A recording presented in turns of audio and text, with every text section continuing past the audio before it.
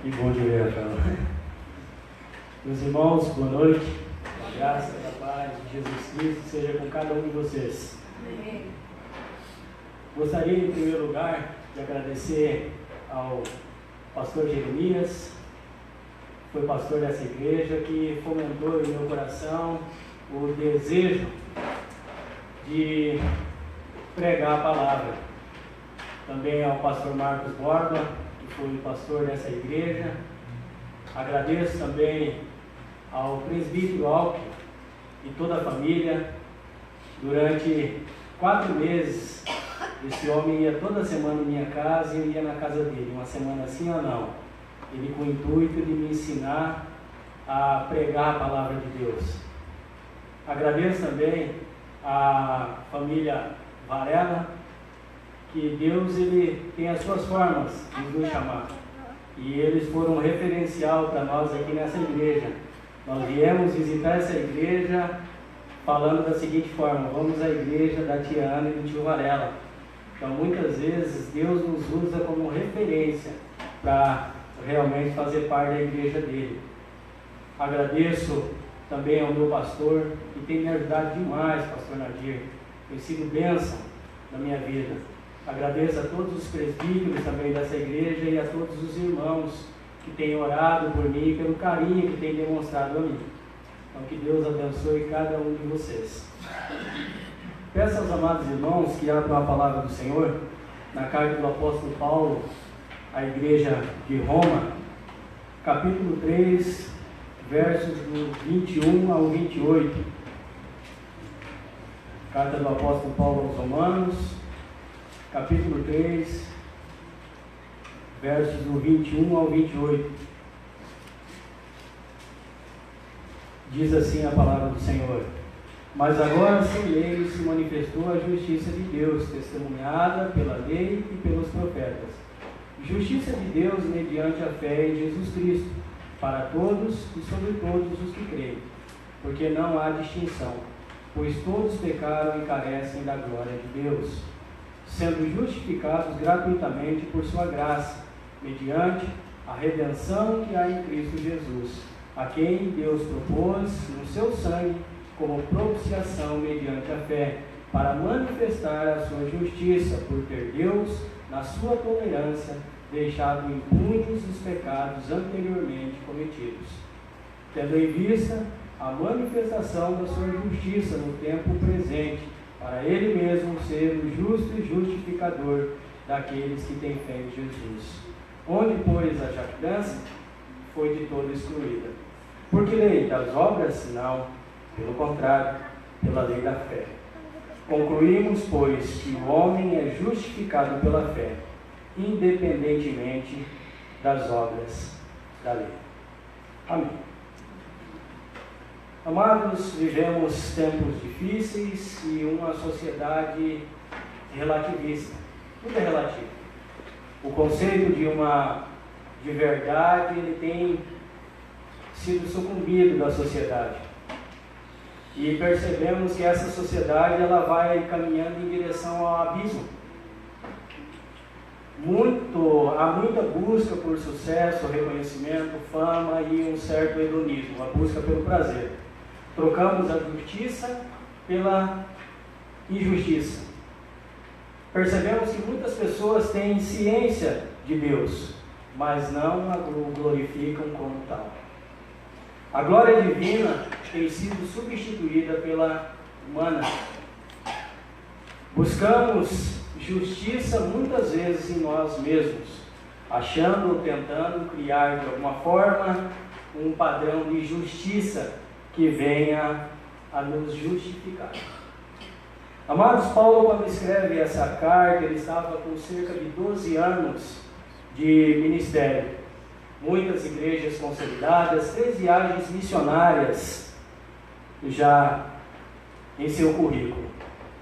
Para muitos de nós, de repente, seria a hora de parar. Um currículo extraordinário, tantos feitos, mas para esse apóstolo, o Evangelho precisava alcançar povos, línguas e nações. E o objetivo do apóstolo Paulo a escrever as cartas aos Romanos, ela tem um aspecto missionário também, porque ele escreve essa carta para pedir ajuda para os romanos, para que eles fossem instrumento de Deus financeiramente, para que ele fizesse uma viagem missionária para a Espanha. E então percebemos que ao escrever, o destino que Paulo queria, o seu destino era a Espanha. O alvo eram os pecadores e o instrumento que ele usa é a palavra. 3 coisas Paulo deixa claro no início dessa carta que são essenciais para a evangelização. A primeira delas é a oração. Romanos 1, 9 e 10 ele vai deixar claro isso. A segunda é o Evangelho, porque é o poder de Deus. E a terceira é o Espírito Santo, que realmente dirige e convence os pecadores. O interessante também, amados, que quando o apóstolo Paulo escreve essa carta a Roma, sabendo um pouquinho da cidade, ela tinha aproximadamente 1,5 milhão de habitantes. Então, Roma, nessa época, ela era a capital mundial, por assim dizer. Era a cidade realmente a maior, mais atrativa, ou seja, Roma é que governava todas as demais. E o propósito dessa carta, que contava em Roma, tinha apenas 5% dos que moravam, que residiam ali naquela região, eram judeus, cerca de 40% dos habitantes que ali tinham. E o propósito da carta é apresentar a mensagem do Evangelho tanto apresentar a mensagem do Evangelho e também para corrigir algumas divisões que tinha dentro da igreja, entre judeus e também entre os gentios. Então, os judeus convertidos e os gentios, haviam algumas discussões ali. E o apóstolo Paulo escreve essa carta também tratando disso, além do propósito missionário que ele também tinha. Mas a pergunta a ser feita é, afinal, como um Deus Santo pode justificar pecadores? Já que a justiça dele exige a morte do pecador e o seu amor deseja a salvação, como Deus resolveu esse dilema? Salvando pecadores sem deixar de ser justo? A resposta nós vemos aqui nessa película. Em primeiro lugar, amados, nós vamos falar, e são três formas aqui que nós daremos a resposta. A primeira, sobre a fonte da justificação, o fundamento da justificação e o meio da justificação. Essa doutrina da justificação, ela teve altos e baixos. Para você ver, cerca de 47 a 50 aqui com o apóstolo Paulo, ela estava em alta, altíssima. E aí nós percebemos que no decorrer das eras, a igreja, na Idade Média, o único que chegou a defender a doutrina, mas não 100%, foi Tomás de Aquino. E já o Concílio de Trento, a doutrina já havia desmoronado, e até chegar na Reforma Protestante, onde a doutrina então tem essa ênfase de novo através de Lutero, e a doutrina é um estupim para o início da Reforma Protestante. Justificação, queridos, ela pode ser definida como um ato pelo qual pecadores injustos são feitos justos, são declarados justos aos olhos de um Deus santo e justo. Percebemos isso em várias cartas do apóstolo Paulo, como em Efésios, quando ele vai dizer que nós estávamos mortos, mas Deus... Mas o apóstolo Paulo ele inicia esse trecho dizendo: mas agora sem lei se manifestou a justiça de Deus testemunhada pela lei e pelos profetas.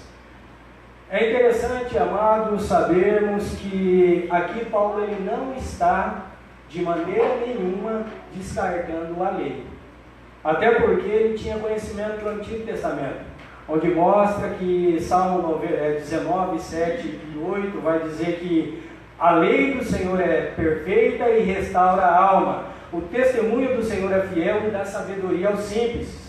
Os preceitos do Senhor são retos e alegram o coração. O mandamento do Senhor é puro e ilumina os olhos. A lei é perfeita, por isso ela mostra as nossas imperfeições. Então o apóstolo Paulo ele não está de maneira nenhuma aqui dizendo que a lei deve ser descartada. Pelo contrário, o próprio Jesus disse que ele não veio revogar a lei, ele veio cumprir a lei. E o apóstolo Paulo, a falar aqui sobre a lei, ele vai apontar para uma função da lei. Em Abacuque 2,4 também vai falar sobre esse tema. Paulo ele usa aqui a função pedagógica, ou seja, a lei revela um Deus perfeito. E se ela revela um Deus perfeito, ela vai revelar aquilo que eu sou, imperfeito. E aponta para a minha necessidade maior. Então a lei ela tem esse aspecto. A lei por si, como os judeus eles questionavam, a lei ela não nos salva. Não tem como a lei nos salvar. Porque a lei ela vai fazer apenas um diagnóstico sobre a minha pessoa, mas ela não é o remédio que me cura. Ela é como um espelho que mostra a minha sujeira, mas ela não remove. A lei, ela é como um prumo. Ela vai identificar a sinuosidade de um aparelho, mas ela não endireita. A lei ela é como um raio-x, ela revela o tumor, mas ela não remove. Então o apóstolo Paulo, nesse sentido, ele vai declarar que a lei ela é boa e ela de modo nenhum deve ser descartada. Mas o ponto é, se a lei mostra que eu sou injusto, como alcançar, como eu vou saber dessa justiça de Deus? Então o apóstolo Paulo já no verso de número 22, ele vai dizer: justiça de Deus mediante a fé em Cristo, para todos e sobre todos os que creem, porque não há distinção. Então essa lei, Paulo diz, essa lei, ela só pode ser revogada pela justiça de Deus. E ele vai dizer que essa justiça, a lei, ela só essa justiça de Deus é revelada no Evangelho. Já vai bater essa tese em Romanos 1,16. Por quê? Porque ele diz que a justiça, a ira de Deus se revela contra a impiedade humana, que ele já vai dizer no 1,18. A ira se revela contra toda a impiedade humana, e já a justiça de Deus ela se revela no Evangelho. Tanto a justiça quanto a ira, ela procede do céu. Só que uma condena e a outra salva.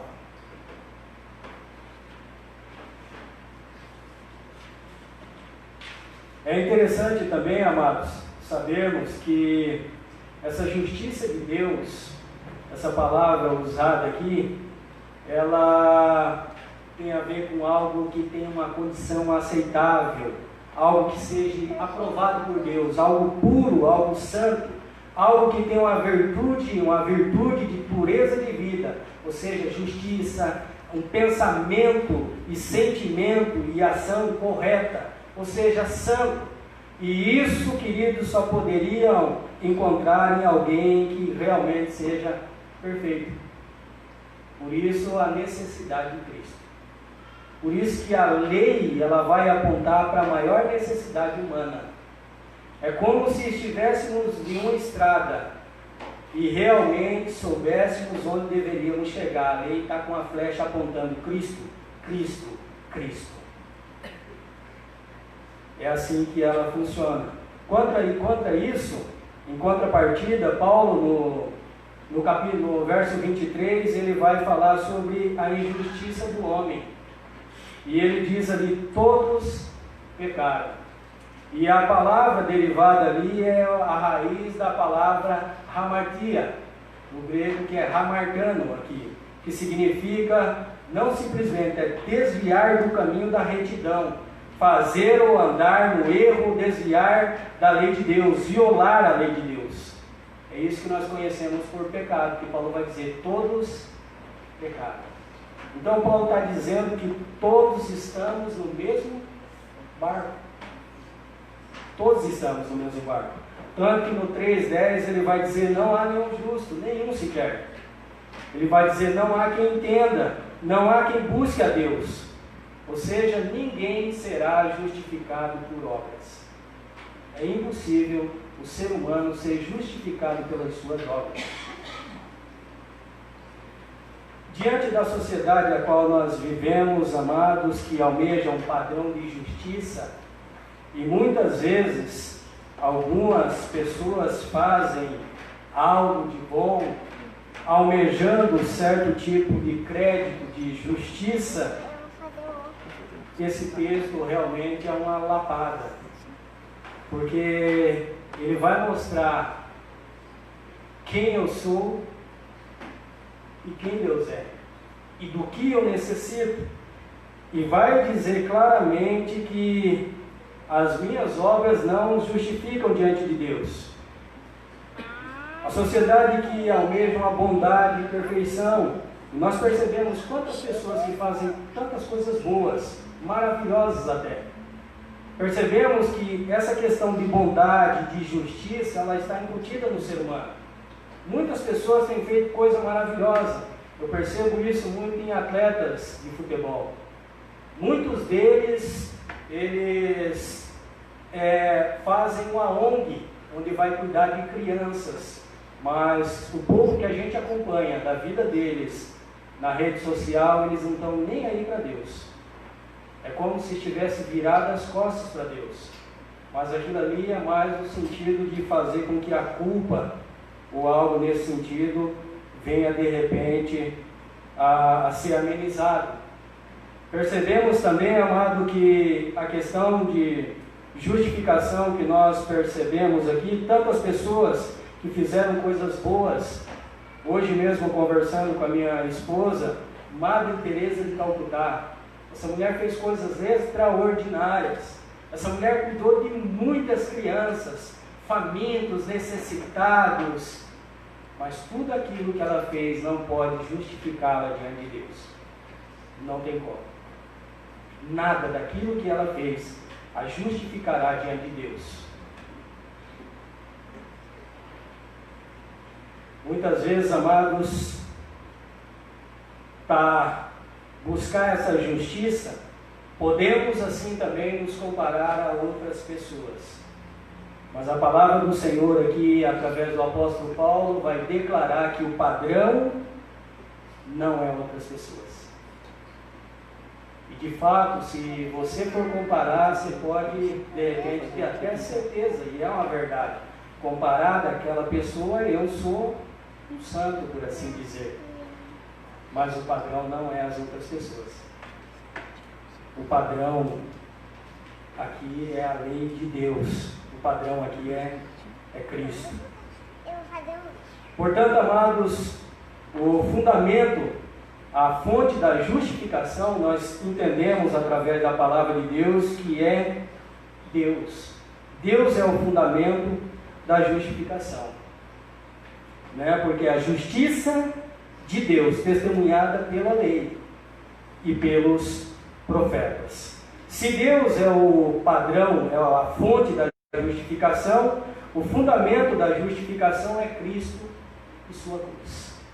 Como nós cantamos aqui, pela cruz.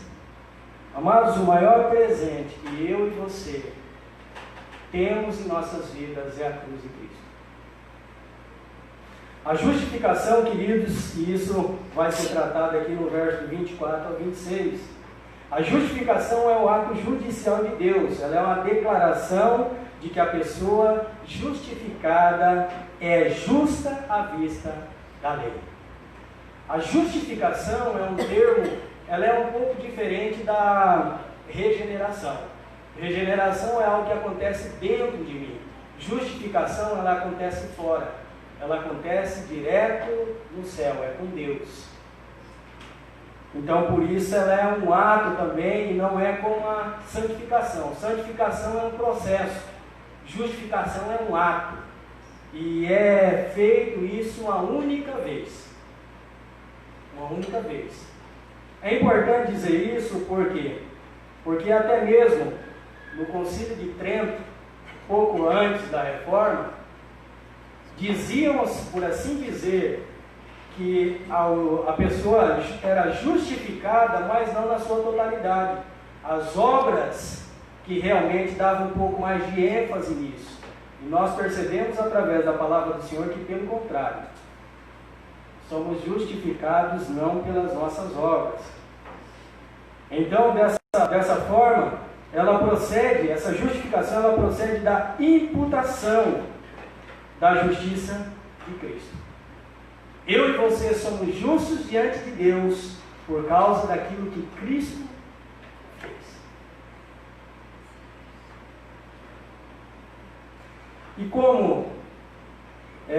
E essa imputação, na realidade, ela é condicionada pela fé. E essa fé é um dom de Deus. É muito interessante isso. Isaías 53:10 vai dizer: todavia, ao Senhor agradou moê-lo. Você veja que a fonte da justificação é Deus. Porque, amados, uma coisa eu e você devemos entender: quem matou Cristo não foi simplesmente aqueles homens.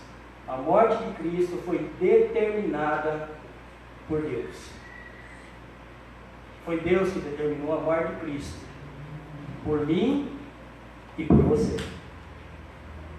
Todavia o Senhor agradou moê-lo, fazendo enfermar. Quando ele der a sua alma como oferta pelo pecado, verá a sua posteridade e prolongará os seus dias, e a vontade do Senhor prosperará nas suas mãos. Perceba que a fonte da justificação é Deus, e o fundamento da justificação é Cristo. Há uma necessidade aqui. Por isso, amados, todos os sacrifícios do Antigo Testamento, eles apontavam para o sacrifício perfeito de Cristo Jesus. Percebemos em João 29, e João 1, 29 e João 1, 35, que João, as duas vezes que ele tem um encontro com Jesus, ele diz: eis o Cordeiro de Deus que tira o pecado do mundo. Então João está testificando aquilo que o Antigo Testamento relatava. Todo o Antigo Testamento apontava para o sacrifício perfeito em Jesus Cristo, em nosso favor. Em Hebreus 9, 22 diz: com efeito, quase todas as coisas, segundo a lei, se purificam com sangue, e sem derramamento de sangue não há remissão de pecados. Percebemos também em Colossenses 1,19: porque aprove a Deus que nele residisse toda a plenitude, e que, havendo feito paz pelo seu sangue, da sua cruz, por meio dele reconciliasse consigo mesmo todas as coisas, quer sobre a terra, quer nos céus. A cruz, como eu o disse, queridos, é o maior resgate do mundo. Cristo nos resgatou do império das trevas e nos transportou para o império do seu amor. Foi isso que Jesus fez naquela cruz do Calvário. Mas se Deus, ele é a fonte da justificação, e Cristo Jesus, ele é o fundamento da justificação, existe também um meio para a justificação. Qual é esse meio da justificação?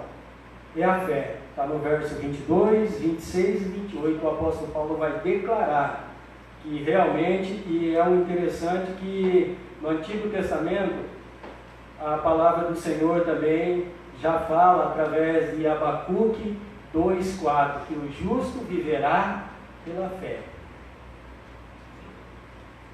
E o interessante é que nós somos justificados por meio da fé, mas essa fé, ela não é a base da justificação. Na verdade, ela é apenas o instrumento da justificação. O que nos justifica é a obra de Cristo na cruz. Mas esse benefício nós só recebemos através da fé. Portanto, queridos, percebemos uma passagem muito interessante, que se encontra no livro de Êxodo, no Antigo Testamento, onde vai falar da serpente de bronze. Ali os israelitas, está lá em Números 21, os israelitas, lá no verso 9, diz: fez Moisés uma serpente de bronze e as pôs sobre uma haste. Sendo alguém mordido por alguma serpente, se olhava para a de bronze, sarava. É interessante que antes dessa passagem, os israelitas foram libertos de um tremendo confronto que eles tiveram. E diante desse confronto, que Deus os livra, aquele lugar, o nome ficou chamado de Orma, que significa devoção. Automaticamente, o que deveria esperar dos israelitas é que realmente eles viessem num ato de adoração, de devoção a Deus, até pelo nome do lugar. Mas ali eles começaram a reclamar do Senhor. E é interessante, diante de toda essa reclamação, diante de toda essa conspiração contra Deus, que é um Deus santo, Deus então pune o povo. E aí essa maldição agora no meio do povo só poderia realmente ser retirada através da fé. Porque não simplesmente a fé, mas a fé naquela serpente que estava pendurada. E que o João, ele vai escrever lá no capítulo 3, 14 e 15, o próprio Jesus falando em uma conversa com Nicodemos, que ele diz assim, e de todo modo que Moisés levantou a serpente no deserto, assim importa que o Filho do Homem seja levantado, para que todo aquele que nele crê tenha a vida eterna. Então ele está relatando exatamente aquela passagem lá, que mostra para mim e para você que a salvação, seja no Antigo Testamento quanto no Novo, é através do Evangelho, é através de Cristo Jesus. O justo, tanto lá quanto aqui, é justificado pela fé em Cristo Jesus. Lá é pelo Cristo que viria, e aqui é pelo Cristo que já veio. Então é muito interessante isso, meus queridos. E Paulo ele vai concluir os seus escritos no verso 28, dizendo: concluímos, pois, que o homem é justificado pela fé, independentemente das obras. Romanos 10, 17 diz assim: e assim a fé vem pela pregação, e a pregação pela palavra de Cristo.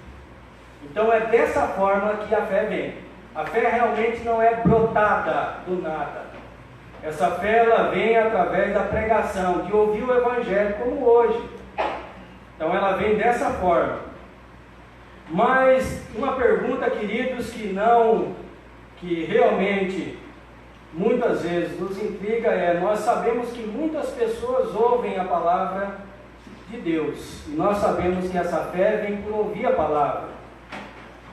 A pergunta é: como a palavra, se sabemos que essas pessoas ouvem a palavra e muitas delas não se convertem, como que é que a salvação ela é gerada em nosso coração? Como que essa fé é aplicada em nossos corações? Porque ela é um dom de Deus e ela vem por ouvir a palavra de Deus. Percebemos, amados, que o Espírito de Deus faz da leitura e do fato de ouvir a palavra de Deus, e especialmente a pregação, um meio eficaz para iluminar, convencer e humilhar os pecadores, para tirá-los de si mesmo e atraí-los a Cristo, e para conformá-los à imagem e sujeitá-los à vontade de Deus.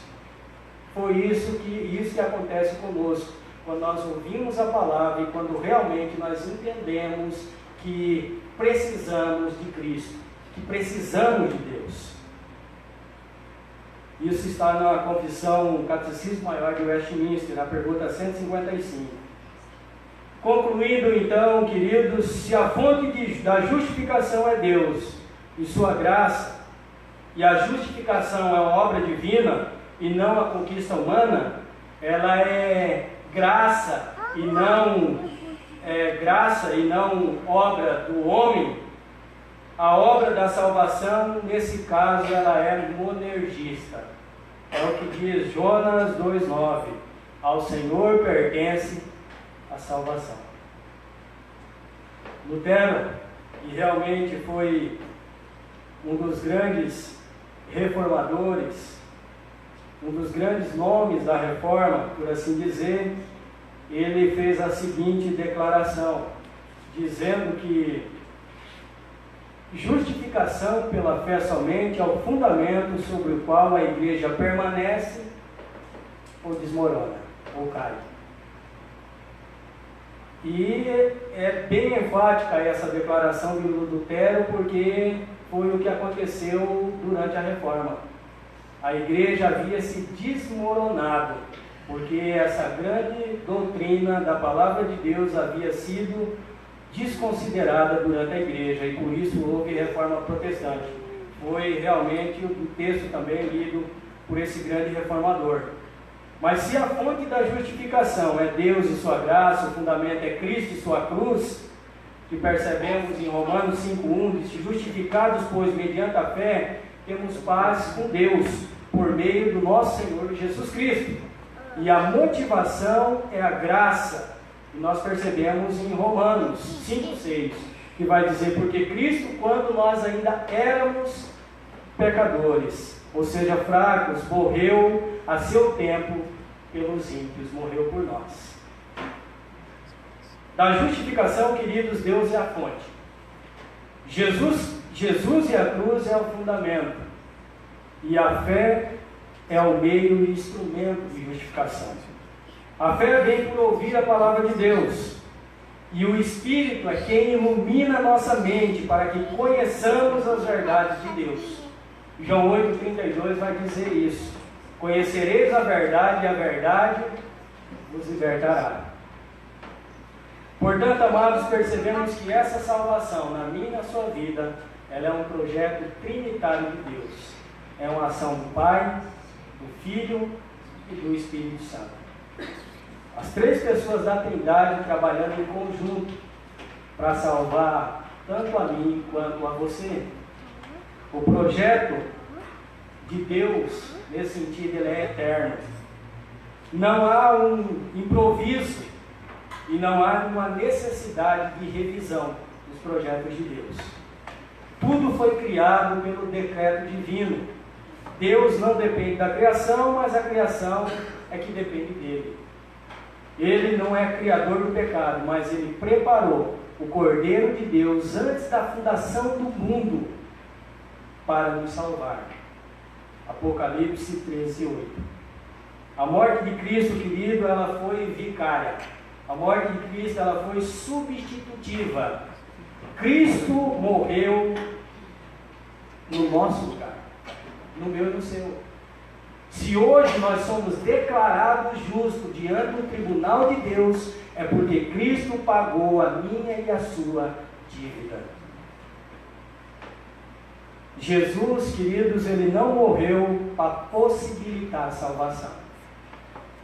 Jesus, ele morreu para nos salvar efetivamente. Que Deus assim nos abençoe e que Deus assim nos guarde, em nome de Jesus. Amém.